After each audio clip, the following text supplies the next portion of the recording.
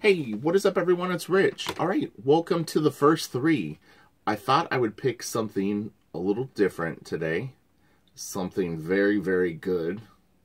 Something fun. And something awesome. So, it doesn't get much more awesome than Joe Madureira. Period. And Liquid Colors. What can I say? So here's the deal with this. We're going to do the first three of this Prelude book, and then we'll do first three of the regular comic, because it's debatable which would have been the first introduction of the characters in terms of most fans. I can't even remember chronologically which I saw first. I definitely have a copy of this. It's I don't remember how many pages this is, but anyway, so what we do with the first three, what the concept is we look at the first 3 pages or first 3 introductory like the opening of a book, and see how they establish things. What does the cover of the book look like? What do you see the characters on the cover? Do you see the character on the cover? And how do they roll out the characters? So sometimes we may do the first literally 3 pages of a book. Sometimes, if a character appears inside of a book, we can start there, maybe a page or 2 before. But it's just to see, like, what do they set up? How intriguing is it? Do they reveal things immediately? Is it more of a suggestion of what the character will be? I thought it would be a really interesting idea to pursue. So, looking at the cover, the first thing that we see is he does actually introduce most of the main characters, if not all.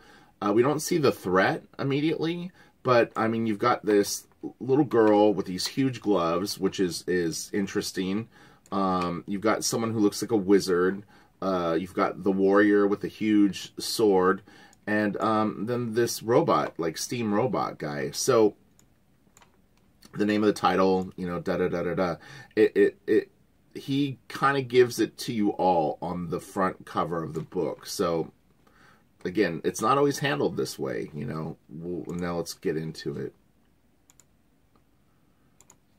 Okay, so really beautiful establishing shot. I mean, I don't talk about Joe Mad a lot on my YouTube channel, but he's easily one of my favorite comic book pencilers. Where I was really kind of, I was aware of his work, but Battle Chasers really was the first comic that, like got me into him. So this is the work that I saw that I went like, oh man, this guy is insane. So beautiful establishing shot. Again, the colors are masterful just within themselves. These guys were on fire at this point. And then we have Gully here. She's reading a book. It's a strategy of war. We won't read, well, I was reading the other ones. So let's do it. We'll read it. It's fine. This quaint cottage nestled in the woodland hills of Thorn's Glen is home to the great Aramis, decorated military hero and protector of the unified territories. Aramis, however, has gone missing, along with a handful of his finest men. After months of fruitless searching, the realization has begun to set in.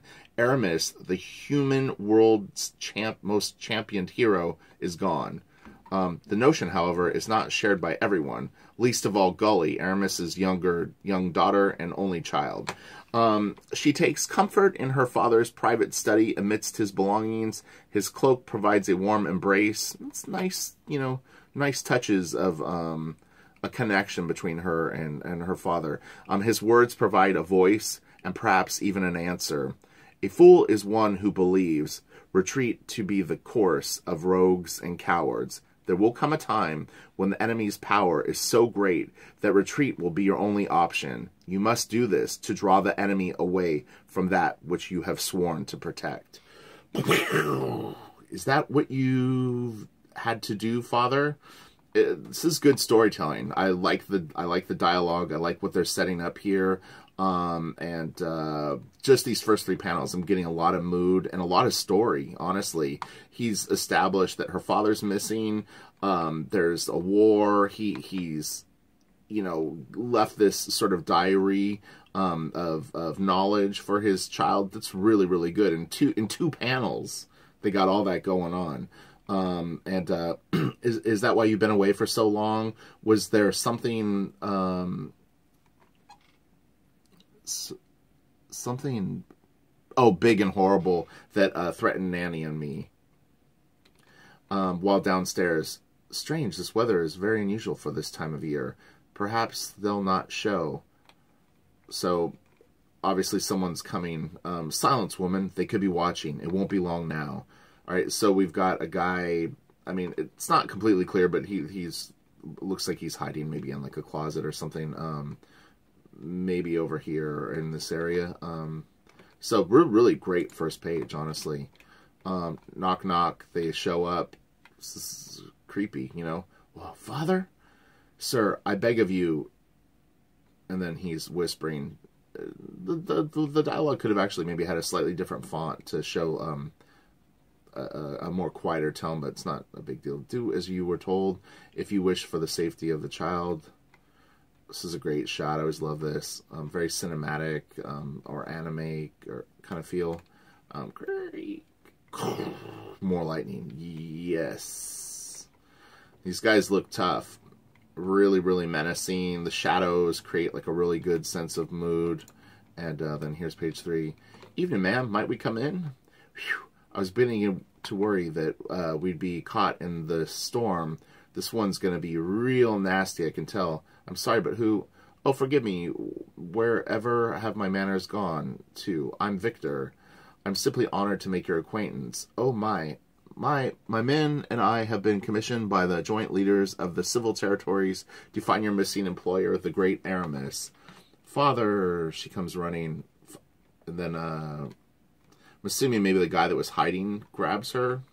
It's the storytelling's a little weird here, because if he was in like a closet, I'm not sure where she's coming from. Again, sometimes when I shoot these videos, I miss things. I'll watch it back and it can be a little bit more obvious. So anyway, and then maybe it's one of the bad guys. Here's Milady. Here, Milady is a signed document authenticated by the royal seal. It simply states that we are highly skilled bounty trackers and that we have the authority to take any personal items belonging to Aramis for clues, of course. Well, everything seems to be in order, but I'm not sure what you're looking for exactly. Oh, we'll know when we'll know, excuse me, when we've found it. So that's the first 3 pages of this. I think it really sets up things quite nicely. I mean, there's a lot of tension in the air with these guys. No huge reveals, but this is a good way to start the story, and you know, shit starts to go down pretty fast. All right, so now we're going to go to the first issue. Travis Charest variant cover. This is just one of the covers on the book, though, but really nice piece. Always like this. He drew this small, too, which it gets confusing for people. They see one small piece, and they assume that, like, tons of stuff was done that way. He did very, very little work at half size, but this needed to be done really fast, and so he knocked it out a little smaller, but he definitely didn't skimp on the detail. This was a variant cover.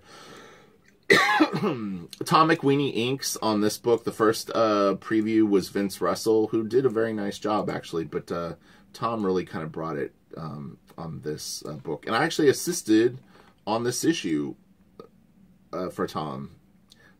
If I see a page that I worked on, I'll let you know. But yeah, actually, I had a small, minuscule part of I think this first issue. So, well, here, let's go back to the cover real quick. Sorry. Again, Joe is kind of giving it to you all. He's got Red Monica here. You know, all the major players that were on the preview thing, and then now sort of the threat, which is these wolf guys. So yeah, Joe wasn't messing around. He wanted to make sure that you knew it was like an action movie, and these are the characters you're going to be bonding with, or compelled to hate. So the dream is always the same: robed figures, an open grave, a condemned man, mystic armor, searing heat. We've got the wizard here, some unknown person, and then a couple of maybe warriors, and then this mask going on this person's face, apparently being burned into it, you know, stuck to it, and he wakes up. Always the same, except the screams. They get louder every time. Huh? Strange. Every time I've had the dream before, the others, their faces were clear to me, but now, Calibretto, you here? We need more wood for the fire. Ah, where did he run off to now? And again, this may have been most people's first introduction to the book itself. Really nice 2-page spread of Gully. We'll go to a 3rd page, but he's never around when you need him. The most dangerous game. Huff huff. Won't let them get it. So, just stunning art. It's beautiful. Look at this. It's gorgeous. So much 3-dimensionality to it. The colors are freaking fantastic. This character is popping. He's got anatomy covering up. I know it's not a storyteller spotlight, although we should do one on Joe, honestly. He totally is worth doing it. Man, this is just gorgeous. So we'll go to the next page just to see the next one. So yeah, and she did not know the contents of the strange wooden box, but many people had given their lives to protect it. People she loved. To her, that was enough. Gasp. Rawr, no. I won't give it to you. I won't. So, again, this is a really good start to a book. I mean, if this was a video game, I want to know more. It sounds funny that I would compare it to a video game, but people that play games know what I'm talking about, where some games, they have such good intros, and like the first scene that you're thrown into, I mean, that really, really just sets the tone for everything. And I think in both stories, Joe really kind of set it up quite nice. We really mainly see the introduction of Gully, the situation that she's in, that her father's missing, and then in this we get the idea that she's protecting some sort of box, and you know, the contents in it obviously are a point of interest for the main villains in the book. So anyway, I hope that was interesting, and yeah, so this is kind of the idea behind the first 3, and we'll dig deeper into Joe. I may actually... So here's the deal, too. I was going to say this in the beginning of the video. I'm super busy right now. I'm finally getting a steady flow of ink work, which is good because it provides me the income to be able to do Blaster Kid. And so I'm finishing the script on Blaster Kid. I think it's going to take me probably about 3 more weeks to fully have the whole first, or whatever, the whole book written. Is I really got into the nuts and bolts of page count and the story and what's going to happen. It got a lot more complicated in a good way. I'm not saying that the story got more complicated, but I mean, you really, really have to commit to things. And I wanted to make sure that, you know, someone reading it would connect with the story, would understand the situation that's going on, like all these really, really important things that make something really fun to read. And you know, I want the story to have a lot of depth to it. And so, yeah.